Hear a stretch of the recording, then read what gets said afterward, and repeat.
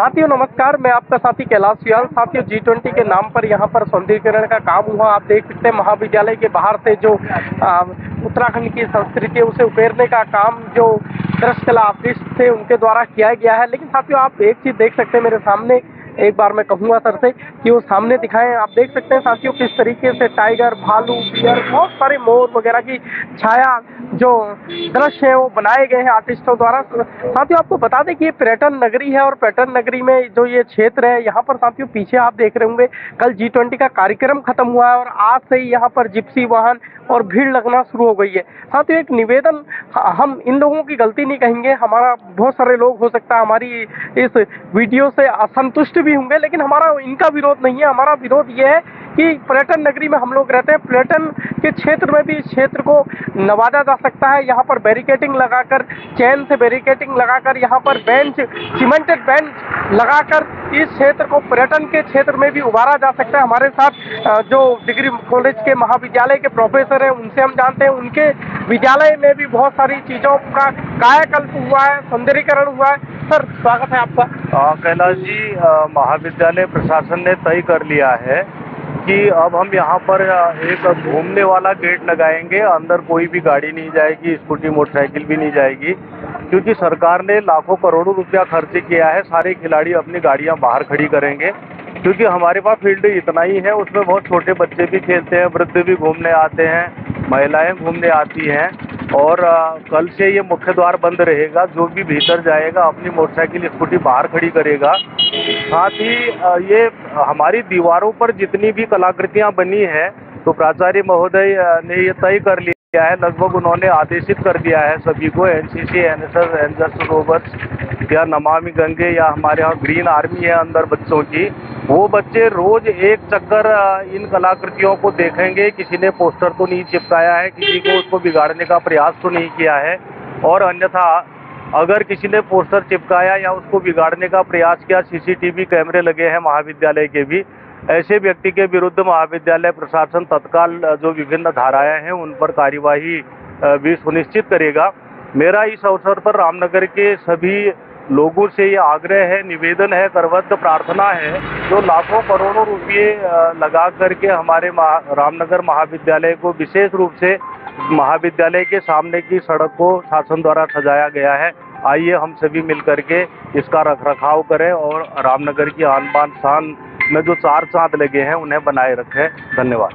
गुरु जी एक चीज मैं और कहना चाहूँगा, सामने जो महाविद्यालय है, महाविद्यालय के दीवार के सामने भी आप देख रहे होंगे बड़ी बड़ी जो बहुत ही सुंदर आकृति बनाई गई है, वन्य जीवों की आकृतियां हैं आप देख रहे होंगे। लेकिन वहाँ पर गुरुजी स्वामी वाहन लगाकर बैठ रहे हैं, तो ऐसा नहीं हो सकता गुरुजी वहाँ पर बेंच लगाकर पर्यटन स्थल के रूप में भी उभर सकता है? और दूसरा, अगर यहाँ पर चैन से बैरिकेटिंग वगैरह लगा दिया जाए तो लोग टहल भी सकते हैं। क्या कहते हैं गुरुजी? मैंने कुमायूं के कमिश्नर महोदय का एक स्टेटमेंट एक अखबार में पढ़ा था, और उन्होंने यह अपेक्षा की है, आदेश भी दिया है कि सड़क के इस तरफ की दीवार का रखरखाव महाविद्यालय प्रशासन द्वारा किया जाएगा और सड़क के उस तरफ की दीवार का रखरखाव जो लगा हुआ संबंधित विभाग है उसके द्वारा किया जाएगा।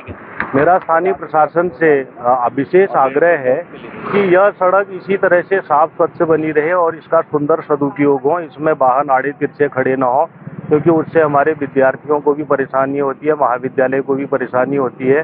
5000 की छात्र संख्या का महाविद्यालय है, तो प्रशासन से विशेष आग्रह है, आइए अभी से हम इस सड़क को साफ और स्वच्छ बनाए रखने में अपने स्तर से अपना सहयोग प्रदान करें। साथियों कोई बोले या ना बोले, हम तो बोलेंगे। जो क्षेत्र है ये पर्यटन नगरी है और यहाँ भी इस क्षेत्र पर जिस तरीके से आकृतियां बनाई गई हैं, छवियां बनाई गई हैं दृश्यकला आर्टिस्टों द्वारा, हम चाहते हैं कि इस क्षेत्र पे भी जो सामने महाविद्यालय के बाहर जो क्षेत्र है, सामने जो क्षेत्र है, वहाँ पर जो बेंचें लगाकर, जो चैन से बैरिकेड लगाकर वहाँ पर वाहन खड़े ना होने दिए जाए। और दूसरा, घूमने के लिए जो वृद्ध लोग हैं, बुजुर्ग लोग हैं, वो बैठ सकते हैं इन बेंचों पे। इस तरीके से जो कार्य अगर प्रशासन द्वारा किया जाता है तो बहुत ही सराहनीय। हम प्रशासन से भी इस बारे में जानेंगे कि क्या जो वाहन आज से ही, कल G20 का कार्यक्रम खत्म हुआ है और आज से यहाँ पर भीड़ लगना शुरू हो गई है वाहनों की, क्या इसी तरीके से ये आगे भी रहेगा या इस क्षेत्र को बचाया जा सकता है? अभी हमारे साथ मौजूद है भाजपा के नगर अध्यक्ष, उनसे जानते हैं यहाँ पर जो महाविद्यालय के बाहर से और उसके ठीक सामने भी सौंदर्यीकरण का कार्य किया गया। कल G20 का कार्यक्रम जो कि खत्म हुआ और आज आप देख रहे होंगे वाहनों की चहलकदमी है, वाहन वहां पर खड़े होने लग गए। क्या ऐसा नहीं हो सकता है कि चैनों का एक बैरिकेड बनाकर वहां पर सीमेंटेड बेंचें बनाकर वृद्ध वगैरह बैठ सकते हैं, बुजुर्ग बैठ सकते हैं, इस तरीके से आप लोगों का प्रयास रहेगा जोशी जी? पूरा प्रयास रहेगा। आपने देखा हो जब माननीय मुख्यमंत्री धामी जी आए थे, उन्होंने मंच से इस बात को कहा और माननीय विधायक जी ने अपने घोषणा पत्र में उनको लिख के दिया है। इसका परीक्षण करा रहे हैं और कल डीएम साहब ने हेलीपैड में भी मुझसे ये बात की। उन्होंने कहा हम प्रयास कर रहे हैं इसको मॉर्निंग में 6 से 8 बंद किया जाए और इवनिंग में भी 6 से 8, क्योंकि हमारा एक कल्चर ट्रेल के रूप में विकसित होगा। इतना सुंदर बनाया, इतना पैसा इसमें लगा हुआ है और ये गाड़ियां अगर ऐसी ये खड़ी रहेंगी तो शासन प्रशासन इन गाड़ियों पर भी कार्रवाई करेगा। मैं आपको विश्वास दिलाता हूं कि इसको एक सुंदर बनाने का प्रयास है और सब लोग जागरूक हो चुके हैं और सबका एक ही कहना है, जब जनता मान चुकी है कि गंदा नहीं होना चाहिए, कोई इसे गंदा करने का प्रयास करेगा, कोई यहाँ पर वाहन खड़ा करेगा तो उसके खिलाफ कार्रवाई होगी, उस वाहन को वहां से उठाया भी जाएगा और कोई अतिक्रमण करने का प्रयास करेगा उसके खिलाफ भी कार्रवाई होगी। एक हमारा इतना सुंदर रामनगर है और आप ये देख रहे होंगे महिलाएं शाम को भी 10-10 साढ़े 10 बजे तक आराम से घूम रही है, सेल्फी खींच रही है। तो एक हमारी जो पहाड़ी अपनी प्राकृतिक सौंदर्य है, जो कल्चर पूरा उसने दीवारों पे पूरा बिखेर दिया है, इतना सुंदर लग रहा है हमारा लखनपुर से लेके कोसी बैराज तक। तो एक पर्यटन नगरी होने के कारण पर्यटक भी यहाँ बहुत अच्छा आएगा, लोगों को रोजगार बढ़ेगा, सुंदर दिखना चाहिए। लेकिन जो मेन विषय आ रहा है कि G20 के बाद ये कहीं खराब ना हो जाए, तो इसी का शासन प्रशासन पूरा ख्याल रख रहा है। इसको हम साथ संवार कर रखेंगे और पूरी सज्जा रहेगी और इसमें कुछ ही दिनों में आप इस पे अमल देखेंगे कि इस पर कार्रवाई होने लगी। जैसा आप कह रहे हैं कुछ बेंचें और ये तो अभी हमारे साथ से नगर अध्यक्ष मदन जोशी जी, जिन्होंने साफ कर दिया है कि यहाँ इस क्षेत्र को संरक्षित रखने के लिए वो पूरा प्रयास कर रहे हैं और जल्दी ही यहाँ पर जो वाहन वगैरह खड़े हो रहे हैं वो इस तरीके से नहीं खड़े। वहीं हमने इस विषय में नैनीताल जिले के CDO संदीप तिवारी से बात की तो उनका क्या कहना था, आप भी सुनिए। ये जो आपने बात की है सुंदरता की, ये बरकरार जरूर रहेगी क्योंकि इसकी निगरानी CCTV के माध्यम से भी की जा रही है और मैं समझता हूँ इसमें जो स्थानीय जनता है, पब्लिक है, उसको सहभागिता देनी होगी कि रख रखाव की जिम्मेदारी लेनी पड़ेगी और अपने जो ड्यूटीज़ हैं उनको निभाना पड़ेगा।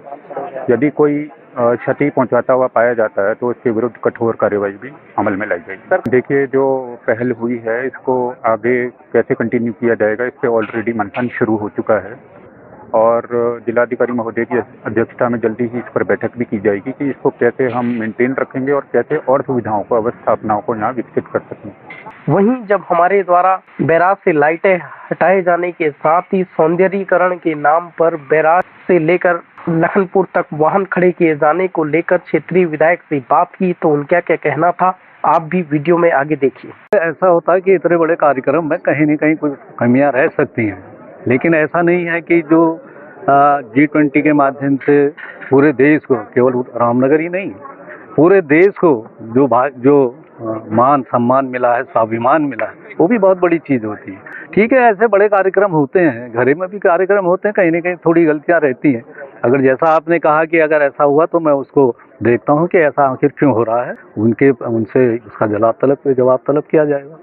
जो महाविद्यालय के सामने वाइल्ड लाइफ वहाँ पर दर्शाई गई है, वहाँ पर सेल्फी पॉइंट भी लोग आ रहे हैं, लेकिन आज से ही वहाँ पर वाहन लगने लग गए। अतिक्रमण वो बचाया जा सकता है या ऐसा नहीं हो सकता बैरिकेड वगैरह, चैन की बैरिकेड लाकर वहाँ पर सीमेंटेड वो बेंच बनाकर वहाँ पर वृद्ध वगैरह बैठे या घूमे टहलने के लिए, ऐसा कोई प्रयास रहेगा? अच्छा सवाल है आपका। ये चर्चा हो चुकी है कि किस तरीके से हम उसको उसको ठीक से वो रोकें, किस प्रकार से उसको प्रोटेक्शन दें जिससे कि वो चीज़ें बची रहें। और मैंने भी अभी देखा, मैं चर्चा अपने लोगों से कह भी रहा था कि आज ही से गाड़ियां खड़ी शुरू होंगे, तो उसके लिए बातचीत करते हैं। कल G20 का कार्यक्रम खत्म हुआ है और आज से यहाँ पर भीड़ लगना शुरू हो गई है वाहनों की। क्या इसी तरीके से ये आगे भी रहेगा या इस क्षेत्र को बचाया जा सकता है? रामनगर से कैलाश व्याल, उत्तराखंड की आवाज़ के लिए।